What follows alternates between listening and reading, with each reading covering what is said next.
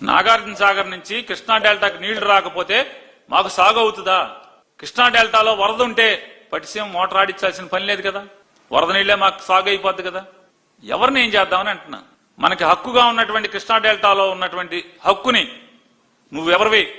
నీ మనిషి అక్కడ ముఖ్యమంత్రిగా ఉంటే ప్రభుత్వం నడిపితే మా హక్కులు వదులుతాకి నువ్వెవడవే అంటున్నా.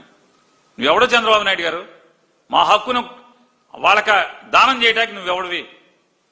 వాళ్ళ గిఫ్ట్గా ఇవ్వడానికి నువ్వెవడో చంద్రబాబు నాయుడు గారు? తప్పు కదా ఇది. పేరుకు బెత్తనం ఇస్తే తలంతా గొరిగి పెట్టిందంట. 5 ఏళ్ళు పాలించబోయా అంటే మొత్తం మా కృష్ణానది మీద ఆధారపడిన పితోడికి తల గురికేస్తున్నాం, క్యాపేస్తున్నాం.